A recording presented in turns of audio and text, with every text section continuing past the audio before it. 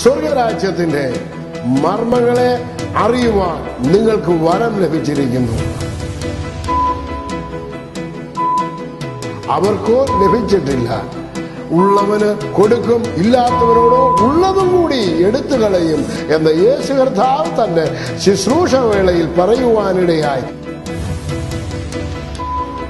അങ്ങനെയെങ്കിൽ ദൈവരാജ്യത്തിന്റെ മർമ്മങ്ങളെ ഗ്രഹിച്ച് വചനത്തിന്റെ മാർമിക സത്യങ്ങളെ അറിയുവാൻ നമുക്ക് പരിശ്രമിക്കാം.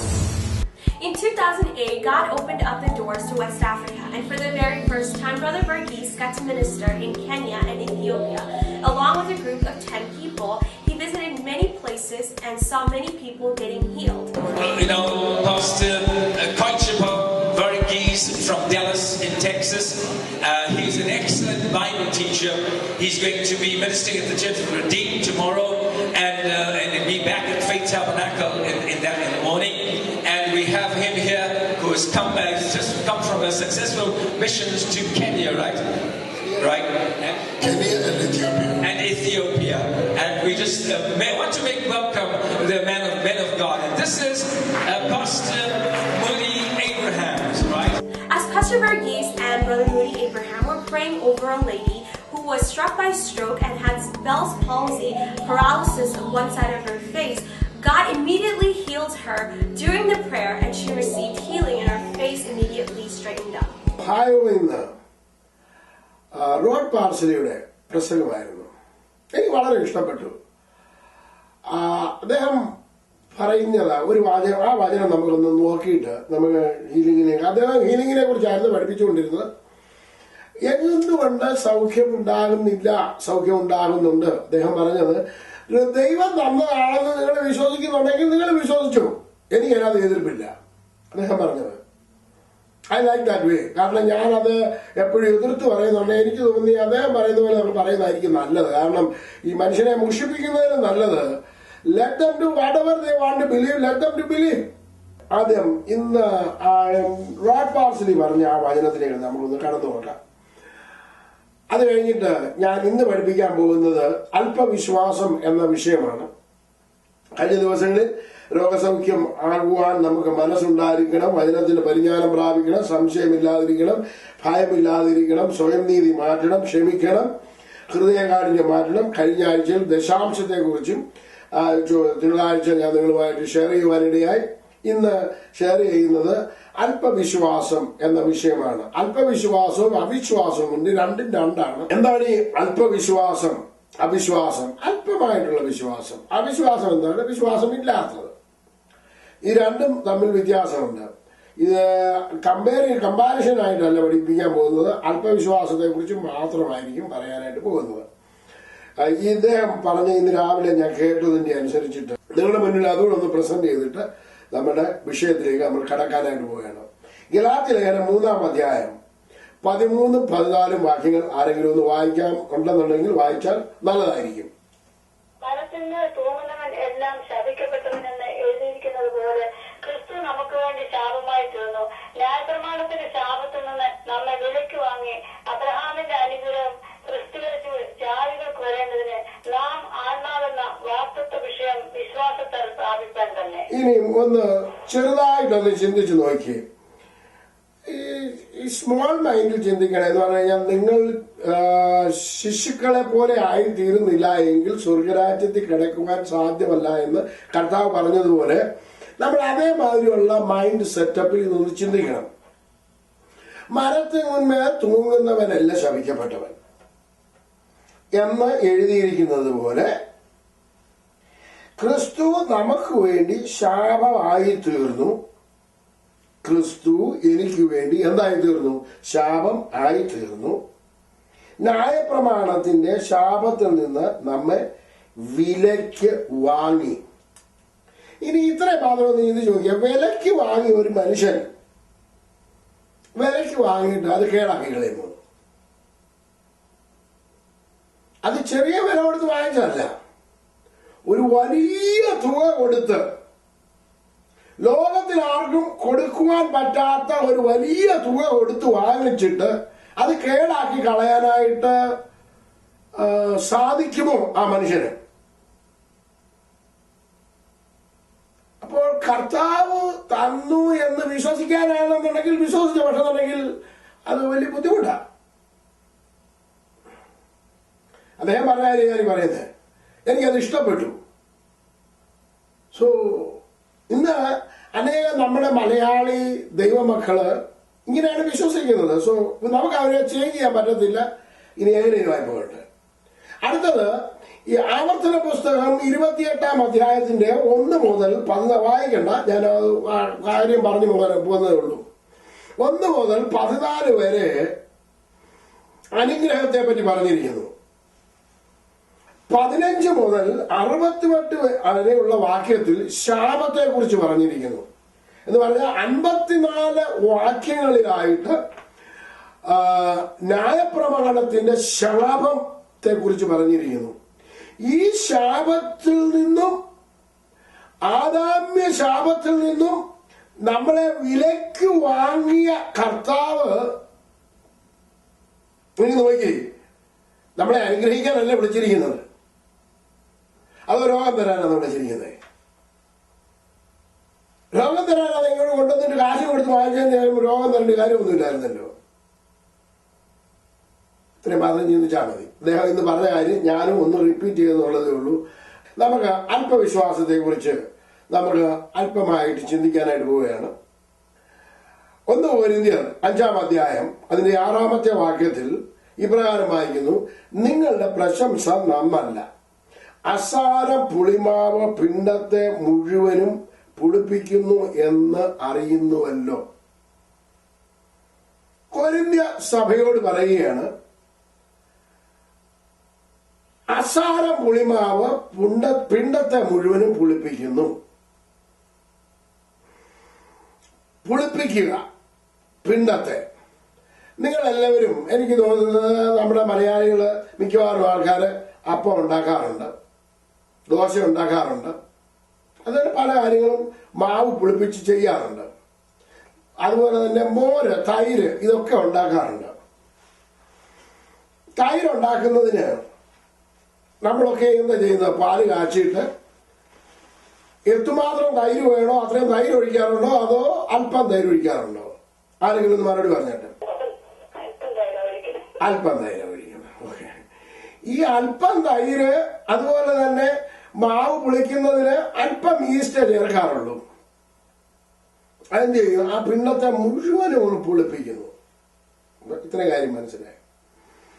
നിങ്ങൾക്ക് ഹോൾ ബഞ്ച് എന്ന് പറഞ്ഞു കഴിഞ്ഞാൽ ഒരു ഒരു ഒരു വലിയൊരു പാത്രം നിറച്ച് വിശ്വാസം നിങ്ങളുടെ കയ്യിലുണ്ടെന്നിരിക്കട്ടെ. അതിനകത്തിലേക്ക് ഒരല്പം അവിശ്വാസം വീണാൽ എന്ത് സംഭവിക്കും? അല്പം അവിശ്വാസം വീണാൽ എന്ത് സംഭവിക്കും? ഇതാണ് അവിടെ പഠിപ്പിച്ചു വരുന്നത്. ആ വിശ്വാസത്തെ മുഴുവനും അങ്ങ് പുളിപ്പിച്ചു കളയും. ഒന്നുകൂടെ പറഞ്ഞു തന്നു കഴിഞ്ഞാൽ, നിങ്ങളുടെ കയ്യിലിരിക്കുന്ന 2 കിലോ കൊള്ളുന്ന പാത്രം നിറച്ചും വിശ്വാസമുണ്ട്. അതിനകത്തിലേക്ക് ഇപ്പൊ അല്പം തൈര് ഒഴിക്കുന്നവര് ഒരാൾ വന്നിട്ട് ഒരു ചെറിയ വാക്ക് പറഞ്ഞു, ഓ ഇന്നാണ് ആ മറ്റേ അമ്മച്ചിക്കും ഒത്തിരി ദൈവത്തെ വിളിക്കുന്നതായിരുന്നു, ആ അമ്മാമ്മയ്ക്കും കർത്താവ് കൊടുത്ത കർത്താവിന്റെ പരീക്ഷയാ, ശോധനയാ എന്ന് പറഞ്ഞു. എന്തു പറ്റി? നിങ്ങളിലുള്ള വിശ്വാസമല്ല എന്താ പറ്റിപ്പോ? അത് മുഴുവനെയും പുളിപ്പിച്ചു കളയും. അല്ലെങ്കിൽ പറയാണ്, കൂടി കർത്താവ് നമ്മളെ നടത്തുകയാണ്, കൂരിരിൽ താഴ്വരയിൽ കൂടി നടക്കുന്നു. ഞാനും കൂരിലിന്റെ കൂടല്ലേ നടക്കുന്നത്. വചനമല്ലയോ അന്നു, സത്യമല്ലയോ പറഞ്ഞത് അന്നു. പക്ഷെ നിങ്ങളുടെ വിശ്വാസത്തെ മുഴുവൻ എന്ത് ചെയ്തു? പുളിപ്പിച്ച് കളഞ്ഞു. This is the way it's works. അപ്പോ നിങ്ങൾ എന്ത് ചെയ്യണം എന്നുള്ളതാണ് മനസ്സിലാക്കേണ്ടത്. യേശു കർത്താവ് പറഞ്ഞു, പരീശന്മാരുടെ പുളിച്ച മാവ് സൂക്ഷിച്ചോളാൻ. ഹേരോദാവിന്റെ പുളിച്ച മാവിനെ സൂക്ഷിച്ചുകൊള്ളുവാൻ, പിന്നെ അവരുടെ കപട ഭക്തി സൂക്ഷിച്ചുകൊള്ളുവാൻ. ഇതെല്ലാം നിങ്ങൾക്ക് അറിയാവുന്ന കാര്യങ്ങളാണ് ഞാൻ പറയുന്നത്. ഇതെല്ലാം കർത്താവിന്റെ ഉപദേശത്തിനകത്ത്, കർത്താവിന്റെ ടീച്ചിങ്ങിനകത്ത് ഉള്ള കാര്യം ഞാനിപ്പോ പറഞ്ഞത്. നിങ്ങൾക്കെല്ലാം അറിയാവുന്ന കാര്യമാണ്. മത്തായി, മർക്കോസ്, ലൂക്കോസ് എന്നീ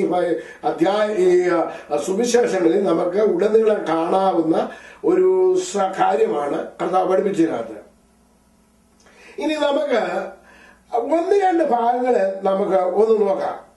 മർക്കോസിന്റെ സുവിശേഷം 7-ാം അധ്യായത്തിന്റെ 7 മുതൽ 9 വരെയുള്ള വാക്യങ്ങൾ. മാനുഷിക കൽപ്പനകളാകുന്ന ഉപദേശങ്ങളെ അവർ ഉപദേശിക്കുന്നത് കൊണ്ട് എന്നെ വ്യർത്ഥമായി ഭജിക്കുന്നു എന്ന് എഴുതിയിരിക്കുന്നത് പോലെ നിങ്ങൾ ദൈവകൽപ്പന വിട്ടുകളഞ്ഞ് മനുഷ്യരുടെ സമ്പ്രദായം പ്രമാണിക്കുന്നു. നിങ്ങൾ ദൈവകൽപ്പന വിട്ടുകളഞ്ഞ് മനുഷ്യരുടെ സമ്പ്രദായം പ്രമാണിക്കുന്നു. അതിനൊന്ന് അണ്ടർലൈൻ ചെയ്തേര്. പിന്നെ അവരോട് പറഞ്ഞത്, നിങ്ങളുടെ സമ്പ്രദായം പ്രമാണിക്കാൻ വേണ്ടി നിങ്ങൾ ദൈവകൽപ്പന തള്ളിക്കളഞ്ഞത് നന്നായി. ഞങ്ങൾ എവിടെയാ ഈ മാനുഷിക സമ്പ്രദായങ്ങള് കൈക്കൊണ്ടത് എന്ന് ചോദിക്കും. നല്ല ചോദ്യമാണ് അല്ലേ? ചിന്തിച്ചു നിങ്ങൾ തന്നെ ഒന്ന് നോക്കി. എന്തെങ്കിലും മാനുഷിക സമ്പ്രദായങ്ങൾ ഇന്ന് ദൈവസഭയിൽ ഉണ്ടോ? നമ്മൾ പോകുന്ന ഇടത്ത് ഹേരോദാവിന്റെ ഉപദേശം ഉണ്ടോ? എന്താ ഹേരോദാവ്? Political leaders. പൊളിറ്റിക്കൽ രീതിയിൽ അവരുടെ ഉപദേശം ദൈവസഭയിൽ ഉണ്ടോ? ഉണ്ടെങ്കിൽ എന്തിനെ തള്ളിക്കളഞ്ഞു എന്നാണ് പറഞ്ഞിരിക്കുന്നത്? ദൈവകൽപ്പന തള്ളിക്കളഞ്ഞത് നന്നായി. ഒന്നുകൂടെ നിങ്ങൾ ചിന്തിച്ചു നോക്കി. ആഴത്തിലേക്ക് പോകാൻ പോവാ. പരീശന്മാരുടെ പുളിച്ചമാവ്, ഹേരോദാവിന്റെ പുളിച്ചമാവ്, സാധുക്കളുടെ പുളിച്ചമാവും കപടഭക്തി, ഈ സമ്പ്രദായങ്ങൾ നമ്മൾ പ്രമാണിക്കാറുണ്ടോ? നിങ്ങളൊരു പക്ഷെ പറയുമായിരിക്കും, ഇല്ല, ഞാൻ പോകുന്ന സഭയിൽ ഇല്ലെന്ന്. ഉണ്ട് ഇല്ലയോ എന്ന് അവരവരെ തീരുമാനിക്കേണ്ടത് ഞാനല്ല. ഇല്ല എന്നുണ്ടെങ്കിൽ ഇല്ല, ഉണ്ടെന്നുണ്ടെങ്കിൽ ഉണ്ട്. ഇനി ഞാന് ഒന്നുകൂടെ നിങ്ങളെ ക്ലിയർ ചെയ്തു തരാം. എന്റെ അറിവ് ശരിയാണെന്നുണ്ടെങ്കിൽ 110 വർഷമായി കേരളത്തിൽ പെന്തക്കോസ്ത് വിശ്വാസം വന്നിട്ട് കുമ്മനാട്ടും മുളക്കഴിയുമായിട്ടെന്ന് ഞാൻ വിശ്വസിക്കുന്നു. ആയിരൊന്നോ എനിക്ക് സൂക്ഷ്മൊന്നും അറിയത്തൊന്നുമില്ല. ഞാൻ ഇതിന് രണ്ടിന്റെ മധ്യത്തിൽ താമസിക്കുന്ന ആളെ പുത്തൻകാവുകാരനാണ്. എനിക്കിത് രണ്ടും അറിയത്തില്ല ഇവരുടെ കാര്യം. 110 വർഷമായെന്ന് പലരും പറയുന്നു. അതനുസരിച്ചിട്ട് ഞാൻ പറയുന്നുള്ളതേ ഉള്ളൂ. എനിക്ക് സൂക്ഷ്മം അറിയത്തുമില്ല. ഇനി ഞാൻ നിങ്ങളോട് ചോദിക്കാൻ പോകുന്ന ചോദ്യം, 47-ലാണ് ഇന്ത്യക്ക് സ്വാതന്ത്ര്യം കിട്ടിയത് എന്ന്.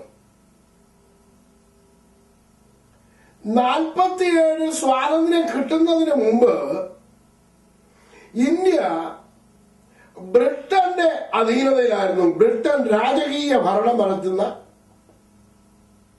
കാലയളവ്. അതിന് ആ സമയത്തും ഇന്ത്യയിൽ രാജഭരണങ്ങളൊക്കെ ഉണ്ടായിരുന്നു. ആ സമയത്ത് ഞങ്ങൾ കൊച്ചു കുഞ്ഞുങ്ങളായിട്ട് നടക്കുന്ന അവസരത്തിൽ എനിക്ക് ഒരു 6-8 വയസ്സുണ്ട്. എന്റെ ജ്യേഷ്ഠൻ എന്നാലും 8 വയസ്സുള്ളപ്പോൾ എന്റെ ജ്യേഷ്ഠന് 10 വയസ്സുണ്ട്. ആ സമയത്ത് വെള്ളം പൊങ്ങി, ഞങ്ങളുടെ വെള്ളം പൊങ്ങുന്ന സമയത്ത് ട്രാൻസ്പോർട്ട് ബസ്സിൽ പോകുന്നുണ്ട്. ആ റോഡിൽ കൂടെ ട്രാൻസ്പോർട്ട് ബസ് പോയപ്പോ ഞങ്ങള് വെള്ളം തേമ്പി ഈ ബസ്സിലോട്ട്. ഇത് എന്റെ ഫാദറും എന്റെ ഗ്രാൻഡ് ഫാദറും കണ്ടപ്പോ ഞങ്ങളെ രണ്ടുപേരെയും വിളിച്ച് ഒരുപാട് വഴക്ക് പറഞ്ഞു.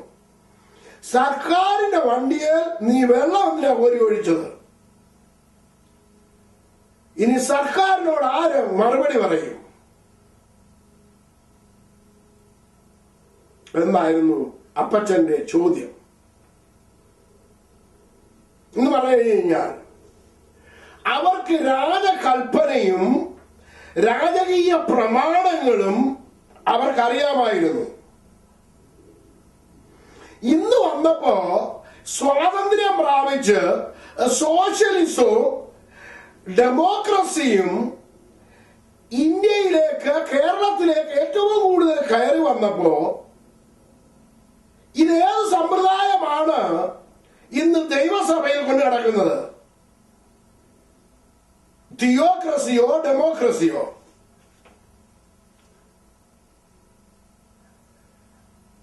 ഇന്ന് ഏത് മൈൻഡ് സെറ്റപ്പിലാണ് മനുഷ്യനായിരിക്കുന്നത്? രാജകീയ പ്രമാണം അനുസരിച്ചാണോ അതോ വ്യക്തി സ്വാതന്ത്ര്യത്തിന്റെ അടിസ്ഥാനത്തിലാണോ ഇന്ന് പോകുന്നത് ദൈവസഭ? കഥ പറയുന്ന മാനുഷിക കൽപ്പനകളാകുന്ന ഉപദേശങ്ങളെ അവർ ഉപദേശിക്കുന്നത് കൊണ്ട് വ്യർത്ഥമായി ഭജിക്കുന്നു. നിങ്ങൾ ദൈവകൽപ്പന വിട്ടുകളഞ്ഞ് മനുഷ്യരുടെ സമ്പ്രദായം പ്രമാണിക്കുന്നു.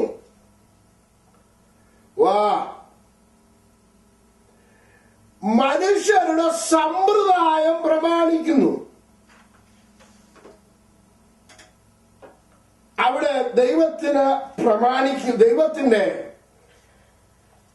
കൽപ്പനയെ ലംഘിക്കുന്നത് കൊണ്ട് എന്ത് സംഭവിക്കുന്നു? നമ്മൾ വിശ്വസിക്കുന്നു എന്ന് പറയുന്നുണ്ടെങ്കിലും അല്പമായിട്ടുള്ള വിശ്വാസമേ നമ്മുടെ കയ്യിലുള്ളൂ. ഒന്നുകൂടെ മനസ്സിലാക്കി തരാം. ആരെങ്കിലും ഒരാള് 1 ശമൂവേൽ 8-ാം അധ്യായം 4 മുതൽ 7 വരെയുള്ള വാക്യം.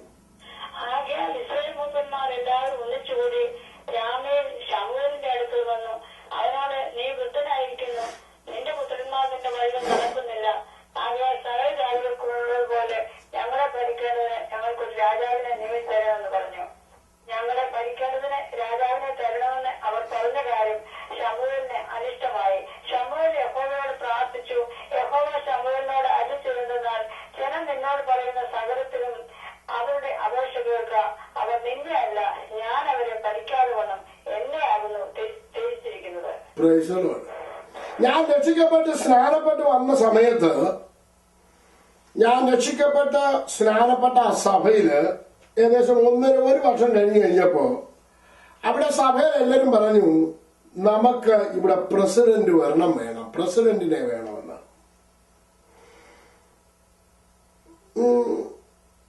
ഇത് കേട്ടപ്പോ എന്റെ ഹൃദയത്തില് വലിയ പ്രയാസം ഉണ്ടായി. കാരണം ഞാൻ നിങ്ങളോട് പറയുന്നുണ്ടല്ലോ, ഞാൻ ഇതിനു മുമ്പ് ദൈവഭാഗത്ത് വരുന്നതിന് മുമ്പ് ബൈബിൾ വായിച്ചിട്ടുള്ള വ്യക്തിയാണെന്ന്.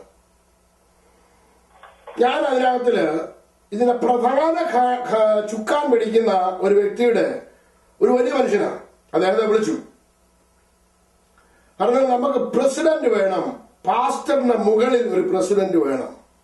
ഓക്കെ, സാധാരണ എല്ലായിടത്തും അങ്ങനെയാണ് അഡ്മിനിസ്ട്രേഷൻ ഓർഡർ കൊണ്ടുപോകുന്നത്.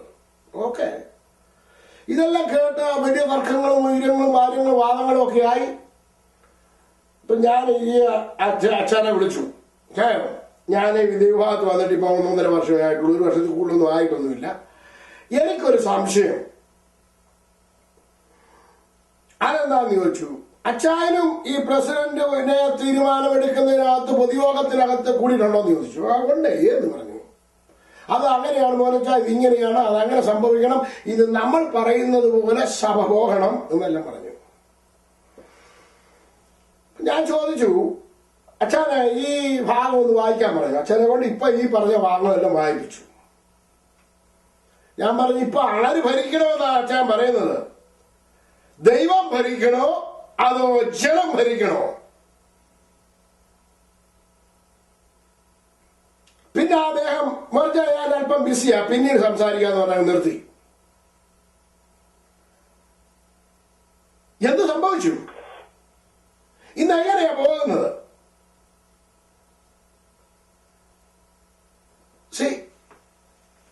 രാജകീയ കൽപ്പന അഥവാ രാജകീയ നിയമം അറിയണമെന്നുണ്ടെങ്കിൽ we have to come back to the kingdom. സ്വർഗരാജ്യത്തിലേക്ക് തിരിച്ചു വരണം. ദൈവമക്കളെ, ഇന്ന് അവരവരുടെ വ്യക്തി സ്വാതന്ത്ര്യ പ്രകാരം സംസാരിക്കാനുള്ളതല്ല തിരുവചനം. അതിനെ ആ രീതിയിൽ ഇന്റർപ്രിട്ടേഷൻ നടത്തുവാനും ദൈവവചനത്തിനകത്ത് വ്യവസ്ഥയില്ല. യേശു കർത്താവ് പറഞ്ഞതിന് വിരോധമായി പറയുമ്പോൾ എന്ത് സംഭവിക്കുന്നു? യേശു പറയുകയാണ്, പരീശന്മാരുടെയും സാദൂക്യരുടെയും ഹേരോദാവിന്റെയും പുളിച്ച മാവ്. ഇപ്പൊ ഏത് പുളിച്ച മാവായിരിക്കുന്നത്? ഈ ഹേരോദാവിന്റെ പുളിച്ച മാവുള്ളപ്പോ നിന്നിലെ വിശ്വാസം എന്തായി തീരും? ഇനി ചോദിച്ചിട്ട് ആ വിശ്വാസം മുഴുവൻ എന്തായി പോകും?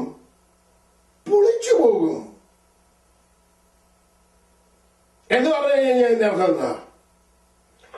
ഇനി അത് നിങ്ങളെ കാണിക്കാൻ പോവുകയാണ്. ഒന്ന് രണ്ട് കാര്യം കൂടെ പറഞ്ഞ് മനസ്സിലാക്കി കഴിയുന്നുണ്ട്. നിങ്ങൾക്ക് അത് മനസ്സിലാകും. ഞാൻ വായിക്കുമ്പോൾ തന്നെ നിങ്ങൾക്ക് മനസ്സിലാകും.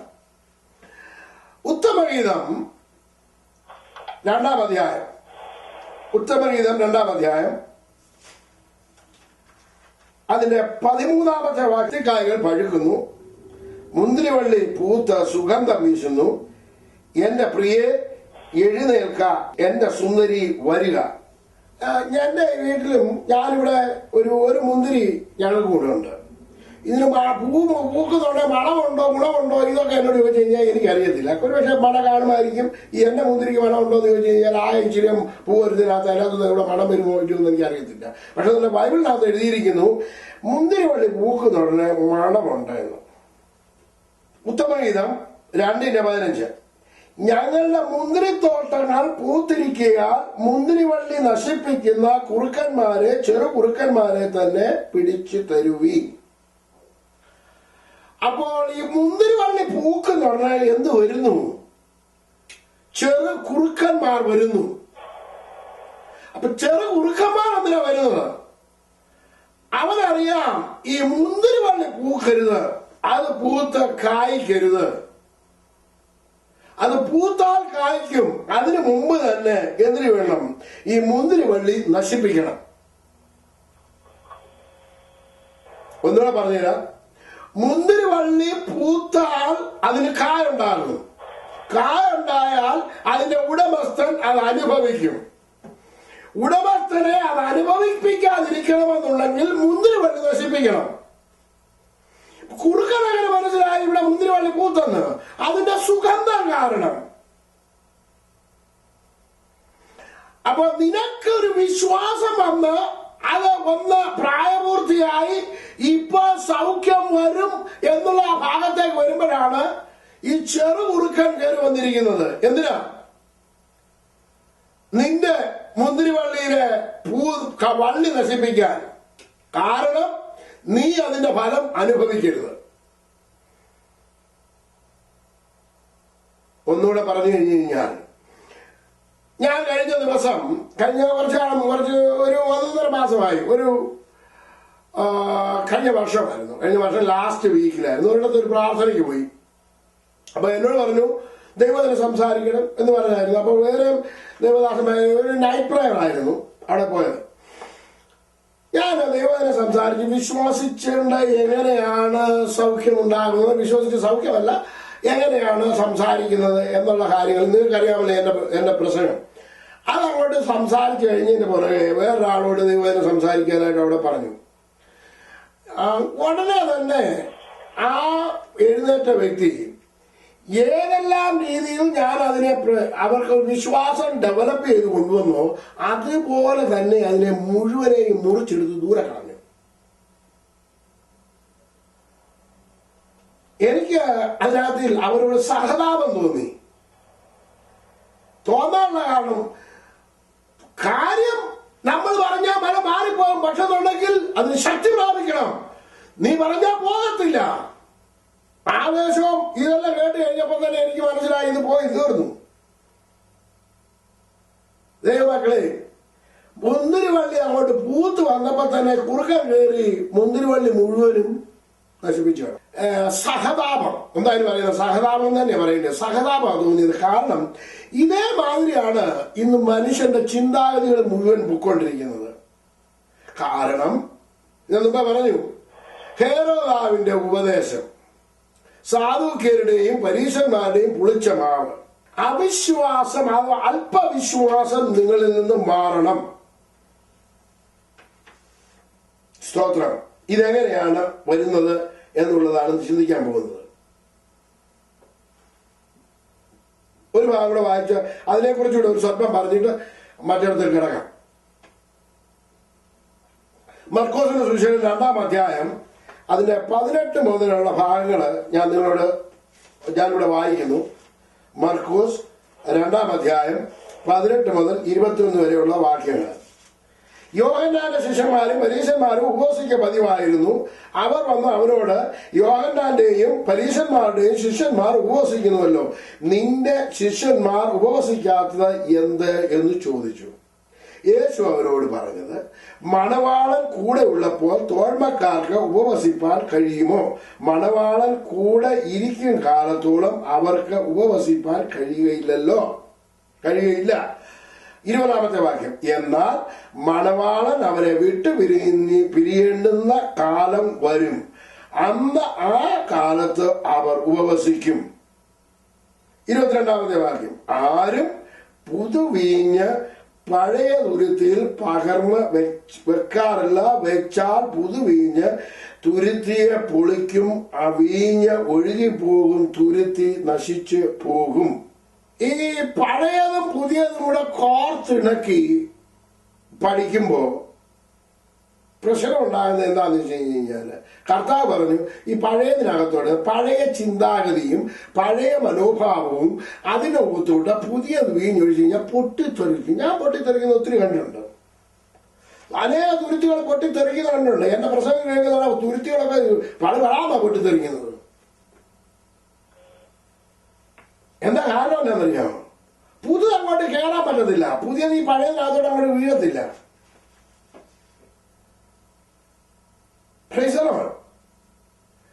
പഴയ കോടിത്തുണി കണ്ടതിനകത്തോട്ട് പഴയ തുണിക്കോട്ട് പുതിയ തുണി അങ്ങോട്ട് ഫിറ്റ് ചെയ്യുകയാണെന്നുണ്ടെങ്കിൽ ഈ പുതിയ ഇങ്ങോട്ട് വലിയും, പഴയതങ്ങ് കീറിയും പോകും.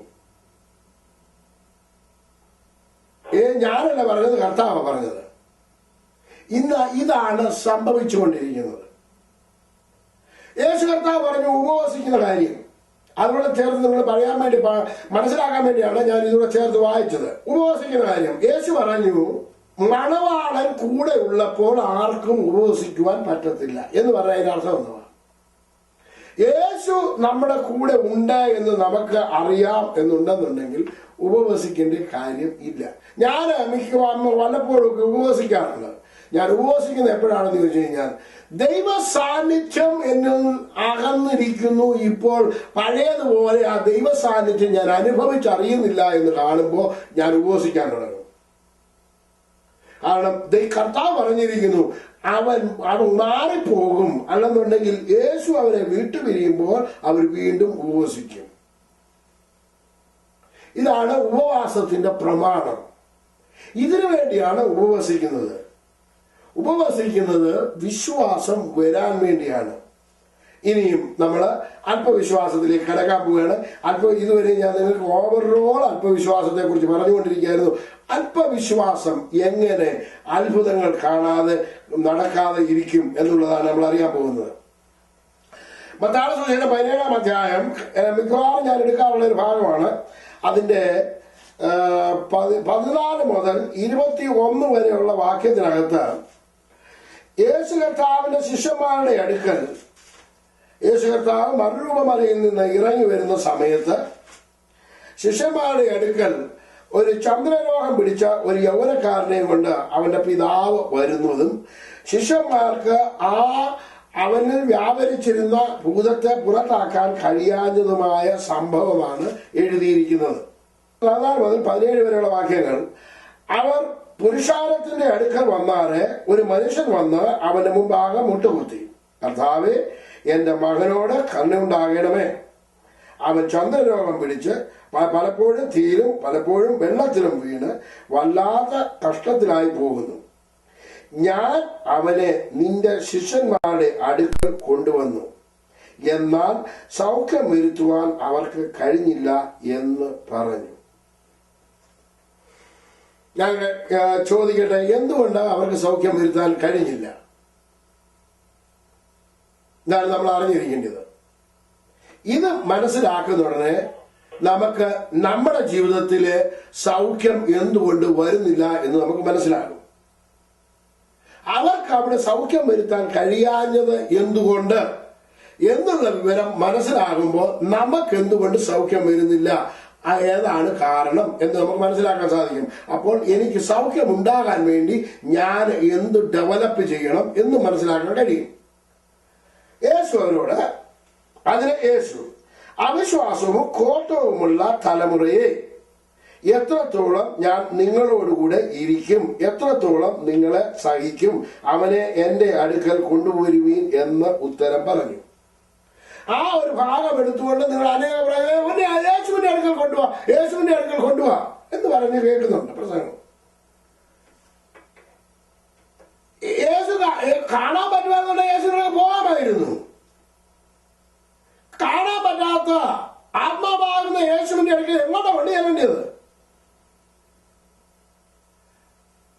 അപ്പോ കൊണ്ടുപോകാന്ന് പറയുന്നുണ്ടെങ്കിൽ ഇത് എങ്ങോട്ടാ കൊണ്ടുപോകേണ്ടത്? നിങ്ങൾ ചിന്തിച്ചു നോക്കിയിട്ടുണ്ടോ? ഞാൻ ഇതുപോലെ ചിന്തിക്കുന്ന ആളാ. ഇനിയും അടുത്ത ഭാഗം നോക്കണം. യേശു ഭൂതത്തെ ശാസിച്ചു, അത് അവനെ വിട്ടുപോയി. ബാലന് ആ നാഴിക മുതൽ സൗഖ്യം വന്നു.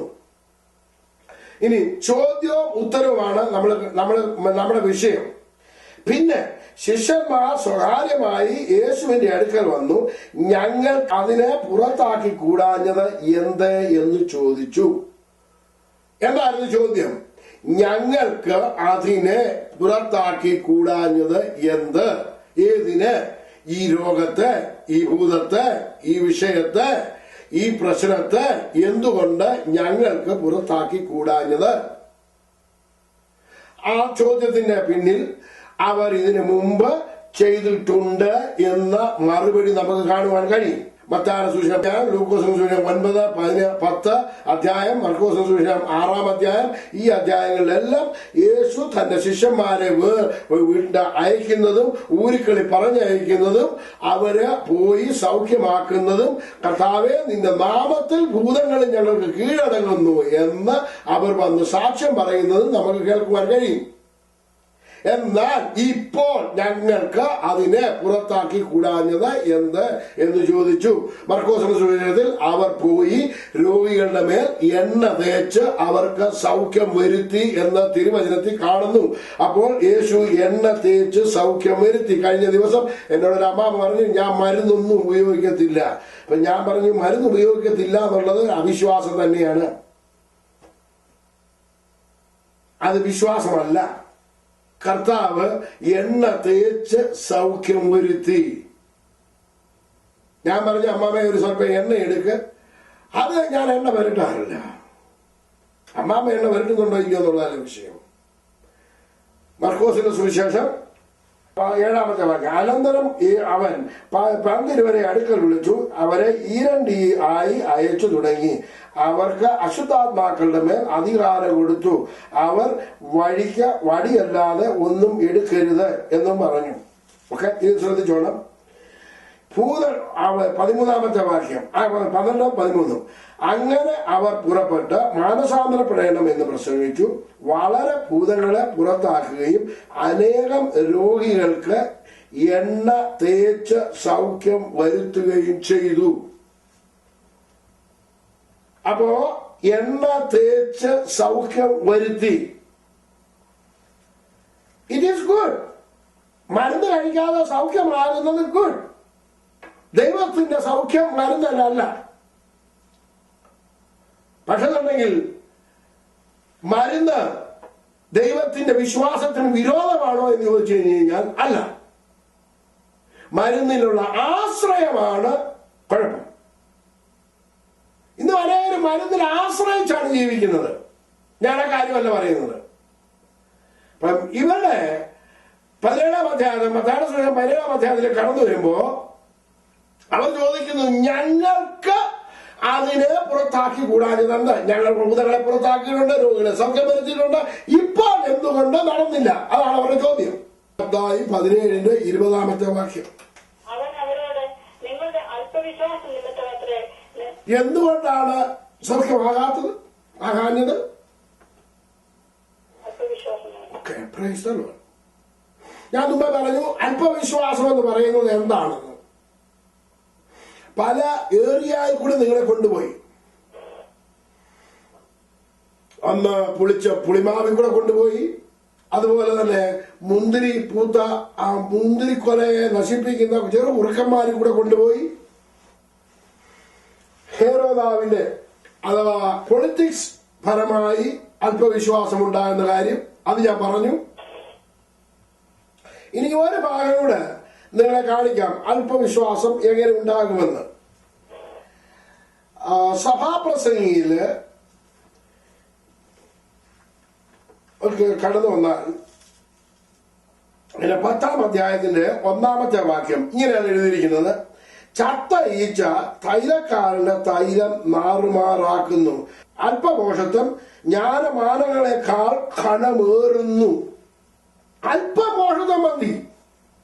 ഒത്തിരി ജ്ഞാനമാനങ്ങളൊക്കെ ഉണ്ടെന്നുണ്ടെങ്കിലും അതിനെക്കാട്ടി ഘനമാണ് ഈ അല്പവിശ്വാസത്തിന്. ഒരു ചത്ത ഈച്ച തൈലക്കാരന്റെ തൈലം നാറുമാറാക്കിയതുപോലെ അല്പമോഷത്വം മതി ദൈവമക്കളെ നിങ്ങൾക്ക് സൗഖ്യം വരാതിരിക്കുന്നതിന് കാരണം. നിങ്ങൾ ഒരുപാട് വിശ്വസിച്ചിട്ട് ഇപ്പൊ ഞാൻ സൗഖ്യമാകും, ഞാൻ കർത്താവ് നിന്റെ അടിപ്പിടരാൻ എനിക്ക് സൗഖ്യം വന്നിരിക്കുന്നു എന്ന് പറഞ്ഞ് നിങ്ങൾ ആ സൗഖ്യത്തിന്റെ അങ്ങ് ആ ലാസ്റ്റ് മോമെന്റിൽ എത്തിയ അവസരത്തിലായിരിക്കും ആരെങ്കിലും വന്നിട്ട് എന്തെങ്കിലും ഡോക്ടർ പറഞ്ഞു ഞങ്ങൾക്ക് ചെറിയ സംശയമുണ്ട്, ഒന്നുകൂടെ ഒരു ടെസ്റ്റിന് വരണം, അല്ലെന്നുണ്ടെങ്കിൽ ഇതാണെന്ന് ഞങ്ങൾക്കൊരു സംശയമുണ്ട് എന്നൊന്ന് പറഞ്ഞാൽ മതി. അപ്പോഴത്തേക്ക് ഈ ചത്ത ഈച്ച നിങ്ങളുടെ വിശ്വാസത്തെ മുഴുവനും നശിപ്പിക്കുവാനിടയായിത്തീരും. അപ്പൊ വിശ്വാസം ബിൽഡ് ചെയ്യണമെന്നുണ്ടെങ്കിൽ, വിശ്വാസം നമ്മളിലേക്ക് വ്യാപരിക്കണം എന്നുണ്ടെന്നുണ്ടെങ്കിൽ, ഞാൻ ഈ പറഞ്ഞതുപോലെയുള്ള പുളിച്ച മാവുകള്, മാനുഷിക സമ്പ്രദായങ്ങള്, ഇതൊക്കെയിൽ നിന്നും നമ്മൾ ഒഴിഞ്ഞു മാറി നിന്നെങ്കിൽ മാത്രമേ ദൈവത്തിന് പ്രവർത്തിക്കാൻ പറ്റത്തുള്ളൂ. യേശു കർത്താവ് ശുശ്രൂഷയില് ശ്രദ്ധിച്ചാൽ നിങ്ങൾക്ക് വളരെ കാര്യം മനസ്സിലാകും. മർക്കോസിന്റെ സുവിശേഷം 8-ാം അധ്യായത്തിലാണെന്ന് തോന്നുന്നു. അതെ, 8-ാം അധ്യായം. അതിനകത്തില് ഞാൻ 22 മുതലുള്ള ഭാഗത്ത് ഒരു കുരുടനെ സൗഖ്യമാക്കുന്ന വിഷയം ഞാൻ നിങ്ങളെ കാണിച്ചു തരാം. അവർ ബെത്സദയിൽ എത്തിയപ്പോൾ ഒരു കുരുടനെ അവന്റെ അടുക്കൽ കൊണ്ടുവന്ന് അവനെ തൊടയണമെന്ന് അപേക്ഷിച്ചു. ഇനി ഞാൻ തന്നെ തിരിഞ്ഞു നിന്നൊന്ന് ചോദിക്കുകയാണ്, ആരാ കൊണ്ടുവന്നത്? എവിടുത്തുകാരെ കൊണ്ടുവന്നത്? കുരുടനെയാ കൊണ്ടുവന്നിരിക്കുന്നത്. ഓക്കെ, ഇനിയും യേശു നിങ്ങൾക്ക് ഇനി മനസ്സിലാകും ആരാണെന്നും എന്താണെന്ന് നിങ്ങൾക്ക് മനസ്സിലാകാൻ പോവാണ്. 23-ാമത്തെ വാക്യം: അവൻ കുരുടന്റെ കൈക്ക് പിടിച്ചു അവനെ ഗ്രാമത്തിന് പുറത്ത് കൊണ്ടുപോയി. അപ്പൊ ആരായിരുന്നു കൊണ്ടുവന്നത്? ഗ്രാമവാസികളായിരുന്നു കൊണ്ടുവന്നത്. ഇപ്പൊ കണ്ണു കാണാൻ വയ്യാത്ത ഒരു മനുഷ്യന് അവർ ബേത്സദയിലെത്തിയപ്പോൾ ഒരു കുരുടനെ അവന്റെ അടുക്കൽ കൊണ്ടുവന്നു അവനെ തൊടയണമെന്ന് അപേക്ഷിച്ചു. അവൻ ഗ്രാമത്തിന് പുറത്തു കൊണ്ടുപോയി, അവന്റെ കണ്ണിൽ തുപ്പി, അവന്റെ മേൽ കൈവച്ചു. നീ വല്ലതും കാണുന്നുണ്ടോ എന്ന് ചോദിച്ചു. അവൻ മേൽപോട്ട് നോക്കി, ഞാൻ മനുഷ്യനെ കാണുന്നു, അവർ നടക്കുന്നത് മരങ്ങൾ പോലെയത്രേ കാണുന്നത് എന്ന് പറഞ്ഞു. പിന്നെയും കണ്ണിന്മേൽ കൈവച്ചപ്പോൾ അവന് സൗഖ്യം പ്രാപിച്ച് മിഴിച്ചു നോക്കി എല്ലാം സ്പഷ്ടമായി കണ്ടു. ഓക്കെ, ഇപ്പൊ അവൻ സ്പഷ്ടമായി കണ്ട ഒരു മനുഷ്യൻ, സൗഖ്യമായ മനുഷ്യൻ. ഇനിയും അവനെ അവന്റെ വഴിക്ക് വിട്ടാ പോരെ? അവൻ വന്ന വഴിയിലേക്ക് പോയാ പോരെ? അവനെ കൊണ്ടുവന്നവരുടെ അടുക്കൽ ചെന്ന് എന്നെ സൗഖ്യമാക്കി എന്ന് പറയരുതോ അവന്? എന്തുകൊണ്ട് യേശു അവരുടെ അടുക്കലേക്ക് അവനെ പറഞ്ഞു വിട്ടില്ല? നോക്കണം 26-ാമത്തെ വാക്യം. നീ ഗ്രാമത്തിൽ കടക്കുക പോലും അരുത്. നീ ഗ്രാമത്തിൽ കടക്കുക പോലും അരുത് എന്ന് അവൻ പറഞ്ഞു അവനെ വീട്ടിലേക്ക് അയച്ചു. എന്താ ഗ്രാമത്തിന്റെ കുഴപ്പം? അവരിലുള്ള അവിശ്വാസം ഇവനിലേക്ക് വ്യാപരിച്ച് ഇവന്റെ സ്ഥിതി പഴയതിനെക്കാട്ടിൽ മോശമാണ്. കാരണം ഇവനിലേക്ക് അവിശ്വാസം അഥവാ അല്പവിശ്വാസം കയറുവാനിടയായിത്തീരും. ദൈവമക്കളെ, സ്പിരിച്വൽ ആയിട്ടുള്ള കാര്യങ്ങൾ വളരെ സീരിയസ് ആയി ചിന്തിക്കേണ്ട വിഷയമാണ്. എനിക്ക് നിങ്ങളോട് പറയാനുള്ളത്, അല്പവിശ്വാസം എന്ന് കർത്താവ് മെന്റ് ചെയ്യുന്നത് എപ്പോഴും ഓർത്തുകൊള്ളണം. അധികം അവിശ്വാസം വേണ്ട. ഒരു പൊടിയോളം അല്പവിശ്വാസം മതി. നിന്റെ വിശ്വാസത്തെ മുഴുവനും അതിനെ പുളിപ്പിച്ച് അതിനെ ഇല്ലായ്മ ചെയ്ത് കളയും. ഇനി നോക്കണം, വിശ്വാസത്താൽ നടന്ന ഒരു വ്യക്തി എങ്ങനെയാണ് അദ്ദേഹം താണുപോയത് എന്ന് നമ്മൾ കാണാൻ പോവുകയാണ്. മത്തായിയുടെ സുവിശേഷത്തിലേക്ക് കടന്നു വന്നാൽ 14-ാം അധ്യായം അതിന്റെ 22 മുതൽ ഉള്ള ഭാഗത്താണ് 32 വരെയുള്ള ഭാഗം. നിങ്ങൾക്ക് നല്ലതുപോലെ അറിയാം, മിക്കവാറും പ്രസംഗങ്ങൾ കേട്ടുള്ളതാണ്. അതിനകത്തിൽ യേശു പുരുഷാരത്തെ പറഞ്ഞയക്കുന്നതിനിടയിൽ ശിഷ്യന്മാർ പടയിൽ കയറി തനിക്ക് മുമ്പായി അക്കരെ പോകുവാൻ അവരെ നിർബന്ധിച്ചു. അവരക്കരയ്ക്ക് പോയിക്കൊണ്ടിരിക്കുകയാണ്. ആ സമയത്ത് വളരെ കാറ്റും പ്രതികൂലമായി തിരകളാൽ വലഞ്ഞിരുന്നു. 25-ാമത്തെ വാക്യത്തിൽ രാത്രിയിലെ 4-ാം യാമത്തിൽ അവൻ കടലിന്മേൽ നടന്ന് അവരുടെ അടുക്കൽ വന്നു. അവൻ കടലിന്മേൽ നടക്കുന്നത് കണ്ട് ശിഷ്യന്മാർ ഭ്രമിച്ച് അത് ഒരു ഭൂതം എന്ന് പറഞ്ഞ് നിലവിളിച്ചു. ഈ സംഭവം നമുക്ക് നല്ലതുപോലെ അറിയാം. പത്രോസ് കടലിന്മേൽ നടന്ന സംഭവമാണ് ഈ പറയുന്നതെല്ലാം. എന്നാൽ അതിന്റെ 31-ാമത്തെ വാക്യം ഞാൻ വായിക്കാൻ പോവുകയാണ്. യേശു ഉടനെ കൈനീട്ടി അവനെ പിടിച്ചു. അല്പവിശ്വാസിയെ, നീ എന്തിന് സംശയിച്ചു എന്ന് പറഞ്ഞു. ഇനി ഞാൻ നിങ്ങളോട് ചോദിക്കട്ടെ, യേശു അല്ലേ അവനോട് പറഞ്ഞത് നീ കടലിന്മേൽ നടക്കുവാൻ? യെസ്, ആണ്. യേശുവിന് അറിയത്തില്ലേ അവനെ വെള്ളത്തിൽ താഴാതെ സൂക്ഷിക്കുവാൻ?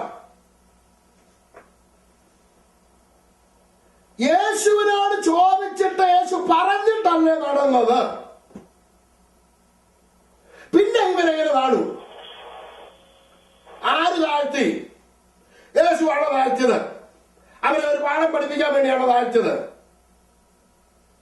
അതോ പിശാചാണോ താഴ്ത്തിയത്? ചിന്തിച്ചു നോക്ക്. യേശു ആണോ അവനെ വെള്ളത്തിൽ മുക്കിയത്? അതോ പിശാചാണോ അവനെ വെള്ളത്തിൽ മുക്കിയത്? ഇത് രണ്ടുമല്ല. പിന്നെ ആരാണ് ഇവരെ ഈ വെള്ളത്തിൽ താഴുവാൻ ഇടയാക്കിയത്? അതിന്റെ 30-ാമത്തെ വാക്യം. എന്നാൽ അവൻ കാറ്റ് കണ്ട് പേടിച്ച് മുങ്ങിത്തുടങ്ങിയാൽ. അപ്പൊ ആരാണ് കാറ്റ് കണ്ടത്? പത്രോസിന് മുമ്പ് കാറ്റ് കണ്ടതല്ലേ? അവൻ ആരുടെ മുഖത്തേക്ക് നോക്കിയായിരുന്നു ഇറങ്ങിയത്? ആരുടെ മുഖത്തേക്ക് നോക്കിയായിരുന്നു നടന്നത്? യേശുവിന്റെ മുഖത്തേക്ക്. ആരുടെ വാക്ക് കേട്ടിട്ടാണ് വെള്ളത്തിന്മീതെ നടന്നത്? യേശുവിന്റെ വാക്ക് കേട്ടിട്ട്. ഇപ്പോൾ എന്തുകൊണ്ട് വെള്ളത്തിൽ മുങ്ങി? 29-ാമത്തെ വാക്യം. വരിക എന്ന് അവൻ പറഞ്ഞു. പത്രോസ് പടകിൽ നിന്ന് ഇറങ്ങി യേശുവിന്റെ അടുക്കൽ ചെല്ലുവാൻ വെള്ളത്തിന്മേൽ നടന്നു. അപ്പോ യേശുവിന്റെ വാക്കിന്റെ പുറത്ത് കടലിന്മേൽ നടന്നപ്പോൾ യേശുവിന്റെ കാര്യമല്ലായിരുന്നോ? എന്തുകൊണ്ട് യേശു അവനെ താങ്ങിയില്ല? യേശു എന്തുകൊണ്ട് കടലിൽ മുങ്ങാതെ താങ്ങുവാൻ അവനെ പറ്റിയില്ല? യേശു കണ്ടുകൊണ്ട് നിൽക്കുമ്പോൾ തന്നെ അവൻ മുങ്ങി താണു. ഒന്നുകൂടെ പറയാ, യേശുവിന്റെ കണ്ണിന് മുമ്പിൽ തന്നെ പത്രോസ് വെള്ളത്തിൽ താണു. യേശു പറഞ്ഞിട്ട് ഇറങ്ങി വന്നു. കുറ്റപ്പെടുത്താൻ നമുക്ക് വഴിയുണ്ട് അല്ലേ? നമുക്ക് യേശുവെ നിന്നോട് ചോദിച്ചു, നീ പറഞ്ഞിട്ടല്ലേ പത്രോസ് വെള്ളത്തിൽ മീതെ ഈ കടലിന്മേൽ ഇറങ്ങിയത്, പിന്നെ നീ എന്തുകൊണ്ട് പത്രോസിനെ താങ്ങിയില്ല? അവൻ മുങ്ങാൻ നീ എന്തിനനുവദിച്ചു? യേശു അറിയാതെയാണോ അവൻ മുങ്ങിയത്? യേശു കണ്ടില്ലായിരുന്നു, എന്തുകൊണ്ട് മുങ്ങാതിരിക്കാൻ സമ്മതിച്ചില്ല? ആരെ കുറ്റം പറയാം നമുക്ക്? ഇന്ന് പലരും കുറ്റം പറയുന്നല്ലേ? യേശു കണ്ടില്ല, ദൈവത്തിന് കാണാം. ദൈവം കണ്ടുകൊണ്ടല്ല സംഭവിച്ചത്, ദൈവം അറിഞ്ഞുകൊണ്ടല്ല സംഭവിച്ചത്. അവൻ അറിയാതെ വല്ലതും നടക്കുമോ? അവന്റെ കണ്ണ് അവനെ സേവിക്കുന്നവനവനില്ലേ? യേശു പറഞ്ഞു, യേശു പറഞ്ഞിട്ട് യേശുവിന്റെ വാക്കിന്റെ മുഖത്ത് ഇറങ്ങി. ഇന്ന് നമുക്ക് യേശുവിനെ കുറ്റപ്പെടുത്താൻ സാവകാശമുണ്ട്. കാരണം എന്താണെന്ന് വെച്ചാൽ നമ്മൾ ഡെമോക്രസിയിൽ ജീവിക്കുന്നത് കൊണ്ട് നമുക്ക് മുഴുവനും കുറ്റപ്പെടുത്തില്ല. കാരണം നമ്മുടെ സ്വാതന്ത്ര്യം പോലെ എന്ത് സംസാരിക്കാമെന്ന്, നമ്മുടെ സ്വാതന്ത്ര്യം പോലെ എന്ത് സംസാരിക്കാമെന്ന് നമ്മൾ അതിന് തീരുമാനമെടുത്തു അല്ലേ? എന്നാ ഇനി പിശാച് എന്തിനാ അവനെ നീ കാത്തത്? പിശാച് കൈമലർത്തി കാണിക്കും, അയ്യോ ഞാനിത് അറിഞ്ഞ പോലുമല്ല, അവൻ യേശുവിന്റെ മുഖത്ത് നോക്കി അങ്ങോട്ട് നടന്നത് ഞാൻ പിടിച്ചു കാത്തോ? അവൻ വെള്ളത്തിന് മീതെ നടക്കുന്നത് അവനറിയത്തില്ലേ വെള്ളത്തിന് മീതെ നടക്കുന്നത്? പിശാച് പറയും എനിക്കറിയത്തില്ല, ഞാനൊന്നും പറഞ്ഞില്ല, യേശുവിന്റെ മുന്നേ എനിക്കൊന്നും നിൽക്കാനും പറ്റത്തില്ലെന്ന് പറയും. ഇപ്പൊ പിശാചാണോ അവനെ താത്തത്? യേശുവാണോ അവനെ താത്തത്? യേശുവിന്റെ വാക്ക് കേട്ടിട്ടല്ലേ ഇറങ്ങിയത്? Price the Lord. എന്തായിരുന്നു അവനെ മുക്കിക്കളഞ്ഞത്? കാറ്റ് കണ്ട പേടിച്ച് മുങ്ങി തുടങ്ങിയാൽ കർത്താവേ എന്നെ രക്ഷിക്കണമേ എന്ന് നിലവിളിച്ചു. അപ്പൊ കർത്താവെ രക്ഷിക്കണമേ എന്ന് പറഞ്ഞ് നിലവിളിക്കുന്നത് വരെയും യേശു എന്തുകൊണ്ടാണ് മിണ്ടാതിരുന്നത്? യേശു അറിയത്തില്ല വീഴുന്ന വിവരം, മുങ്ങുന്ന വിവരം അറിഞ്ഞ് കണ്ടില്ലേ? എന്തുകൊണ്ട് മിണ്ടിയില്ല? എന്തുകൊണ്ട് തൊട്ടില്ല? ചിന്തിച്ചു നോക്കണം. ഇതെല്ലാം നമ്മുടെ അനുഭവങ്ങളാണ് ഞാൻ ഈ പറഞ്ഞുകൊണ്ടിരിക്കുന്നതെല്ലാം. 31-ാമത്തെ വാക്യം, യേശു ഉടനെ കൈ നീട്ടി അവനെ പിടിച്ചു. ആദ്യം ചോദിച്ച ചോദ്യം എന്തുവായിരുന്നു? സഹോദരിമാരോ ആരെങ്കിലും ഉണ്ടെന്നുണ്ടെങ്കിൽ പറഞ്ഞാട്ട്, യേശു കർത്താവ് ആദ്യം ചോദിച്ച ചോദ്യം എന്തായിരുന്നു? മതി. എന്ത് കാരണം കൊണ്ടായിരുന്നു? ആരായിരുന്നു ഇത് വീഴാനുള്ള കാരണം? Price the Lord. അപ്പൊ പത്രോസ്, നിന്റെ അല്പവിശ്വാസമാണ് സംശയത്തിന് കാരണമാക്കിയതും നിന്നെ ഈ കുഴിയിൽ ഇട്ടതും. അപ്പോൾ പത്രോസ്, നീ എന്തിന് ഈ കാറ്റ് കണ്ടിട്ട് അല്പവിശ്വാസം നിന്റെ ഉള്ളിലേക്ക് കടന്നു വന്നു? യേശുവല്ല നിന്നെ സൗഖ്യമാക്കിയത്, യേശുവല്ല മരത്തിന്മേൽ തൂങ്ങിയത്, യേശുവല്ല നിന്റെ ശാപം ഏറ്റെടുത്തത്. യേശു ആയിരുന്നിട്ട് നീ അവന്റെ വിളി കേട്ട് ഇറങ്ങി തിരിച്ചിട്ട് പിന്നെ എന്തിന് നീ ഈ കാറ്റ് കണ്ടിട്ട് പേടിക്കണം? അല്പവിശ്വാസിയെ നീ എന്തിന് സംശയിക്കണം? ഇന്ന് ആ സംശയങ്ങളും അല്പവിശ്വാസവും മാറട്ടെ. അവൻ മരത്തിന്മേൽ തൂങ്ങി ന്യായപ്രമാണത്തിന്റെ ശാപത്തിൽ നിന്നും വിലക്ക് നിങ്ങളെയും എന്നെയും വാങ്ങിയതാണ്. അതുകൊണ്ട് ഈ ശാപങ്ങള്, ഈ രോഗങ്ങൾക്ക് നിന്റെ മേല് യാതൊരു സ്ഥാനവും ഇല്ല എന്ന് തറപ്പിച്ച് പറയുവാൻ ദൈവമക്കളെ നിങ്ങൾക്ക് കഴിയുമോ? നിങ്ങൾക്ക് കഴിയുമോ? ഇന്ന് പാൽക്കാലം ഞാൻ വിളിച്ച് ചോദിക്കും നിങ്ങളോട്. നിങ്ങൾക്ക് കഴിയുമോ? ദൈവങ്ങളെ, ദൈവദാസന്മാര് തലയിൽ കരം വെക്കുന്നത് കൊണ്ടല്ല സൗഖ്യമുണ്ടാകേണ്ടത്, നിങ്ങളുടെ വിശ്വാസം കാരണമാണ് സൗഖ്യമുണ്ടാകേണ്ടത്. സൗഖ്യമുണ്ടായാൽ പോരാ, സൗഖ്യത്തിൽ നിലനിൽക്കേണ്ടത് നിങ്ങളുടെ കടമയാണ്. Price the Lord. അല്പവിശ്വാസം നിങ്ങളുടെ ജീവിതത്തിലെ നന്മകളെ മുഴുവനും എടുത്തു കളയും. ഞാൻ നിങ്ങളോട് ചോദിക്കട്ടെ, അസാരം പുളിമാവ് നിന്റെ ജീവിതത്തിൽ നിന്ന് മാറ്റുവാൻ നിനക്ക് സാധിക്കുമോ? Again, Brother Verghese went to India this past year, 2009, to Delhi, Haryana, Hyderabad, Visakhapatnam, Bangalore, and Kerala, and for the very first time, the Middle East, Doha. He was joined by Brother John Tyrrell and Pastor Benoit. And during their mission trip, they were able to see 3 people who could not walk rise up and walk while they were ministering.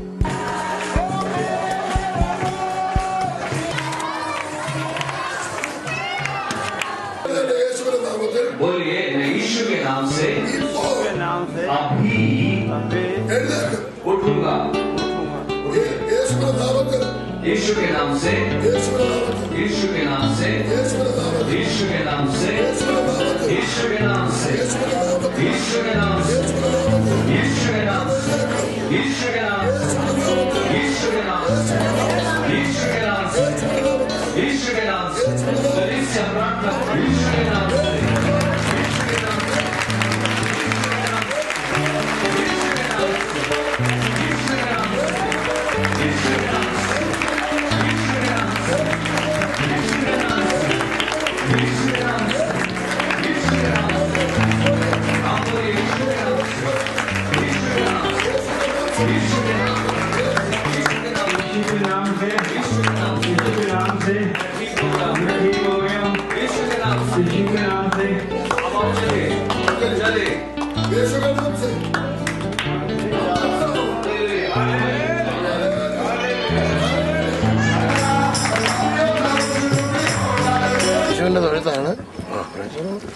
വീട്ടിൽ നിന്ന് ഇറങ്ങുകയാണ്.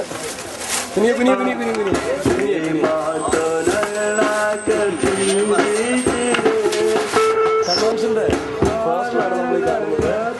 K Varghese.